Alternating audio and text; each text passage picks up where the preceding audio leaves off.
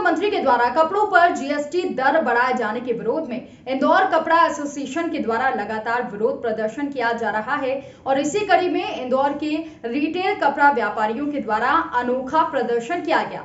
इस प्रदर्शन में कपड़ा व्यापारियों ने भजिए तलने के साथ कार्य किया, साथ ही सब्जी बेचकर सरकार का ध्यान आकर्षित करने के लिए अनूठा विरोध जताया। दरअसल 1 जनवरी से देश भर में कपड़ों पर 5% जीएसटी बढ़ाकर 12% किया जा रहा है, जिसके बाद देश भर में कपड़ा एसोसिएशन के द्वारा सरकार के इस निर्णय का विरोध किया जा रहा है।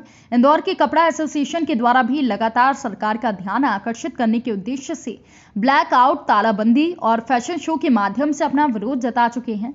बावजूद अभी तक सरकार का इस ओर ध्यान नहीं है। वहीं रिटेल कपड़ा एसोसिएशन के अध्यक्ष अक्षय जैन ने बताया कि सरकार विदेशी कपड़ा बेचने पर जोर दे रही है।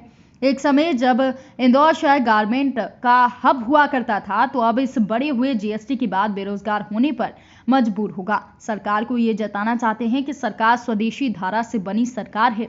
स्वदेशी व्यापार को बढ़ाना सरकार का उद्देश्य रहा है, लेकिन आज इसके विपरीत सरकार निर्णय ले रही है। उन्होंने कहा कि जीएसटी के बढ़ने से भारत में बांग्लादेशी और चाइना का कपड़ा बिकने लगेगा और हिंदुस्तान का कपड़ा, हिंदुस्तान की इंडस्ट्री मर जाएगी, विदेशी ताकत यहां जमा हो जाएंगी। 1 जनवरी को जीएसटी काउंसिलिंग की बैठक होने जा रही है। उसके बाद कपड़ा व्यापारियों की केंद्रीय समिति की बैठक में जो फैसला होगा, इसी के तहत जन आंदोलन किया जाएगा। पकौड़े बेचकर, पोहे बेचकर सरकार का ध्यान आकर्षित करने का निर्णय किया है। ये सरकार को बताना चाहते हैं कि स्वदेशी अवधारणा से बनी सरकार है।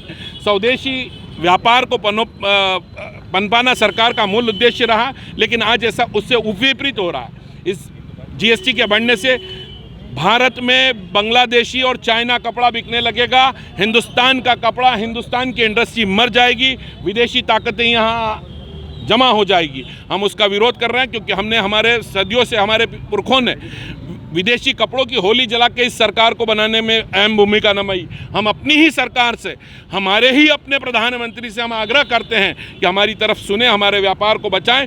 12% जीएसटी हमें कतई मंजूर नहीं होगी। आपने लगातार हर तरीके का विरोध प्रदर्शन कर लिया, बावजूद अभी सरकार के कार्यों तक जू तक नहीं रहेंगे। आगे क्या स्टैंड रहेगा आपका? कल 31 दिसंबर का और इंतजार है। कल जीएसटी काउंसिल की बैठक है, उसके बाद केंद्रीय समिति जो फैसला लेगी, जन आंदोलन का फैसला लेगी, जनता जनार्दन का फैसला लेगी, व्यापार बंद करने का फैसला लेगी, तालाबंदी का फैसला लेगी।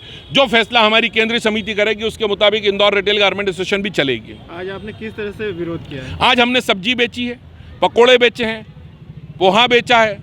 हम सरकार का ध्यान आकर्षित करा रहे हैं कि कहीं आपकी ये जो 12% की अवधारणा लागू करने जा रहे हैं, इससे हमारा धंधा बर्बाद हो जाएगा और हमको सड़कों पे आना पड़ जाएगा। हम लोगों को रोजी रोजगार देने की स्थिति में नहीं रह पाएंगे, खुद का पेट नहीं पाल पाएंगे।